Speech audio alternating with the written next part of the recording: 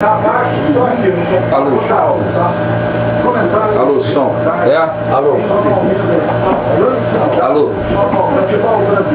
Aqui eu não tô ouvindo nada.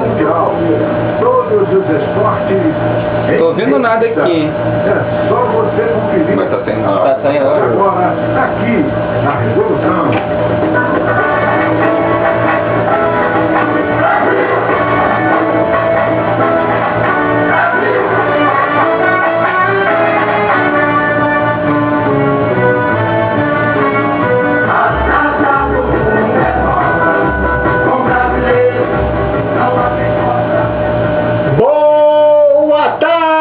Galera internauta, estamos começando mais um Toque de Bola pela Rádio Revolução FM, a rádio que é louca, louca, louca por você. E hoje é 16 de abril e você ficará sabendo tudo sobre as últimas notícias esportivas no Brasil e no mundo. No futebol internacional, Pelé e Ronaldo são candidatos a patrimônio esportivo da humanidade.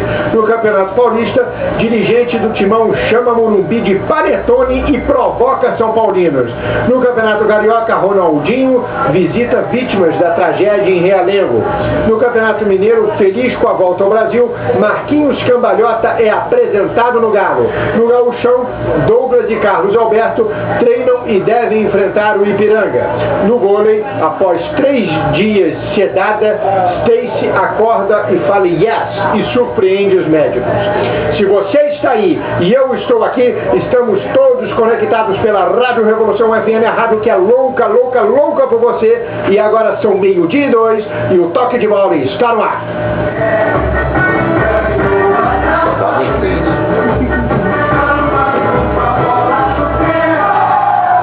Muito boa tarde, Maurício Falcão. Boa tarde, Machadinho. Mais um sábado de luz, mais um sábado de paz.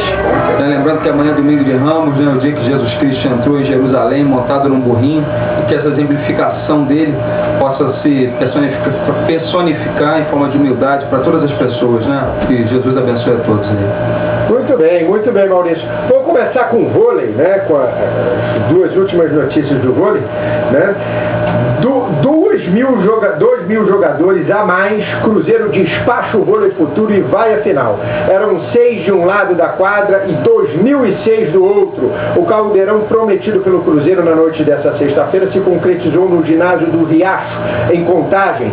A torcida cantou do início ao fim, provocou Michael e gritou e empurrou o time para uma vitória inapelável. Na quadra, a equipe mineira derrotou o Vôlei Futuro por 3-7-0, com parciais de 25-22, 25-23 e 25-20, e fez 2-1 no confronto das semifinais e se classificou para disputar no domingo de Páscoa sua primeira decisão de Superliga masculina. Bom, agora uma notícia aí da Stacey, né? A Stacey acorda, falou yes e surpreendeu os médicos, né? Que após o acidente que o Vôlei Futuro teve no ônibus, ela realmente teve um traumatismo craniano, né? Uma excelente líbero, né? Excelente jogadora americana que joga aqui no Brasil. A líbero do Vôlei Futuro, que estava sedada desde a noite de terça-feira, acordou nessa sexta e surpreendeu os médicos e sua empresária Ana Flávia, que acompanha no Hospital Sírio-Libanês em São Paulo. De acordo com o diretor da equipe de Araçatuba, Basílio Torres Neto, o médico retirou o tubo da atleta e perguntou à empresária se ela falava português. A própria Stacey respondeu yes. A notícia animou as companheiras de time. A ponteira Paula Pequeno logo divulgou no Twitter. A líbero americana passou 3 dias sedadas para recuperar da lesão que sofreu na cabeça no tombamento do ônibus do Vôlei Futuro em Osasco. Ela permanece internada no UTI no Hospital Sírio-Libanês em São Paulo. Ela teve um traumatismo craniano encefálico e pequenas hemorragias do lado esquerdo do cérebro. Muito bem. Maurício, tá aí o Cruzeiro agora vai para a final, né? E graças a Deus a Stacey aí me parece aí que está se recuperando aí quase coma, né? Pois é, rapaz, a gente vê, né, como é que são as coisas, né? A medicina realmente não é uma ciência exata, há uma perfeita interpolação realmente com a espiritualidade. A menina, como todos apontavam, realmente é uma situação extremamente aguda, difícil, né, dela se recuperar. Vem aí o dedo do Pai Maior e coloca a menina em fase de recuperação prontamente. E com relação ao Cruzeiro, né, amigo, a gente fica feliz de ver o Cruzeiro, que já é uma grande potência futebolística, está aí como um grande povo, né, se atomizando para outros esportes, né, assim, é exemplo do que o Vasco fez há um tempo atrás, no Projeto Olímpico. Então, a gente espera que o Cruzeiro faça isso, faça com consciência, né, com uma boa administração, para que também nos outros esportes a torcida Máfia Azul pro Fiel Floresta, né, possa ficar feliz. Parabéns para o Cruzeiro aí. E muita sorte para a Stacy nesse processo de recuperação dela. Se Deus quiser, ela vai melhorar. Muito bem, agora são 12h06, hora certa, Revolução FM, a rádio que é louca por você. Vamos agora falar de futebol, vamos ao Campeonato Gaúcho, falar do Grêmio. Douglas e Carlos Alberto treinam e devem enfrentar o Ipiranga. Renato Gaúcho ganha 2 opções para o meio-campo do Grêmio, que às 16 horas de domingo enfrenta o Ipiranga em Erechim, pelas quartas de final da Taça Farroupilha, o segundo turno do Campeonato Gaúcho. Na tarde dessa sexta-feira, no campo suplementar do Estádio Olímpico, Douglas e Carlos Alberto participaram da atividade com bola. Ambos desfalcaram o Grêmio na derrota de 3-0 para o Oriente Petroleiro na noite de quinta-feira em Santa Cruz de la Sierra. Douglas, gripado, foi preservado para se recuperar, enquanto Carlos Alberto permaneceu em Porto Alegre aprimorando a forma física após uma semana resolver problemas particulares no Rio de Janeiro. Além de Douglas e Carlos Alberto, outras 2 boas alternativas para Renato são o meio-atacante Leandro e o volante William Magrão, que não foram inscritos na fase classificatória da Taça Libertadores e por isso não atuaram na Bolívia. O lateral esquerdo Gilson, com dores musculares, treinou em separado. Ele concorre com Bruno Colasso pela titularidade em Erechim. Na Bolívia, Colasso deixou o jogo com uma torção no tornozelo direito, mas, segundo a assessoria de imprensa do clube, não houve lesão. Titulares ou jogadores que atuaram por mais de 45 minutos em Santa Cruz de la Sierra fizeram um trabalho de recuperação física. Os demais atletas dividiram-se em disputas de 3 equipes em campo reduzido.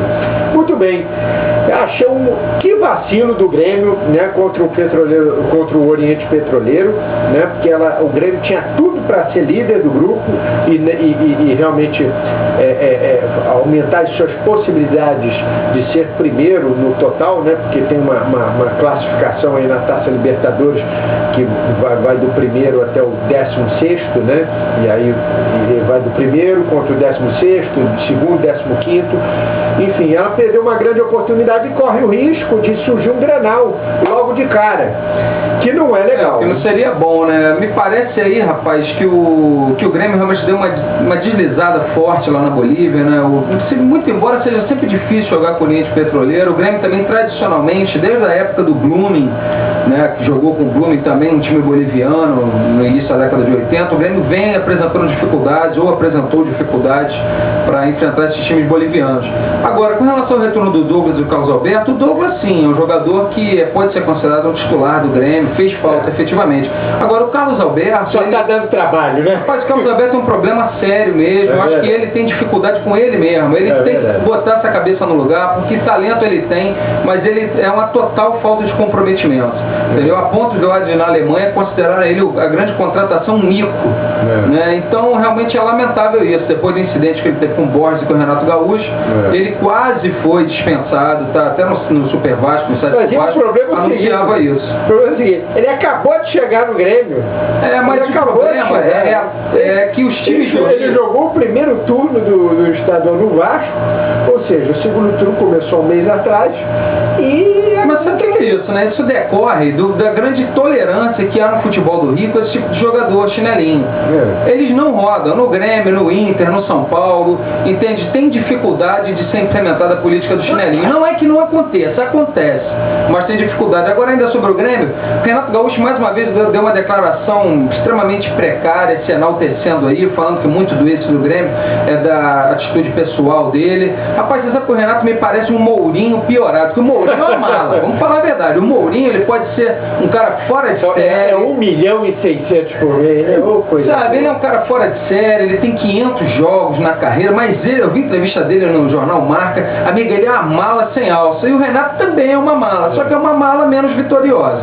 É verdade. E a diferença é que um é o Mourinho, outro é o Renato Gaúcho. E por ser o Mourinho, ele dá um ar de arrogância, né? Extremamente arrogante. Tomou um balaio lá de 5, e não perde aquele topete dele, cabelo esvoaçante lá, mas realmente nem se despenteou. Né? Muito bem, vamos agora ao Beira-Rio falar do Internacional de Porto Alegre.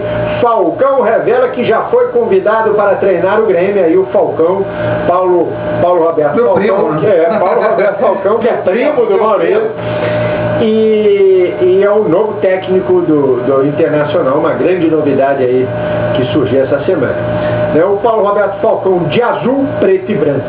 Parece tão inimaginável quanto o Renato Gaúcho de vermelho e branco. E Falcão concorda. Nessa sexta-feira, o técnico do Inter revelou que já foi convidado para treinar o Grêmio e não aceitou. O ídolo colorado não confirmou a data, mas foi no início de 2001. E a curiosidade, justamente para substituir o Celso Roth. Falcão acaba sendo o carrasco do Celso Roth. Falcão disse que levou em consideração sua história no Inter ao dar a resposta para o clube do Olímpico. Ele viu como sinal de respeito o convite do rival. A revelação de Falcão surpreendeu. Depois ele não quis dar mais detalhes sobre o assunto. Falcão estreia pelo Inter nesse sábado. Às 18h30, o Colorado recebe o Santa Cruz no Beira-Rio. Vale a vaga nas semifinais do segundo turno do Campeonato Gaúcho.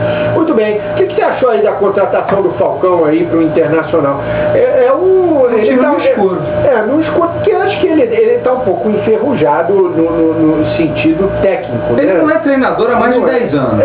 É importante divisar o jogador Falcão, que a meu ver foi um dos maiores cabeças de áreas que eu vi jogar, tá no Inter no final da década de 70, e na própria seleção brasileira de 82, brilhante. Falcão era o grande maestro daquele meio campo, né? Na Roma, ele foi considerado o rei de Roma, fez história em Roma, né? E agora, como treinador, a gente se recorda da atuação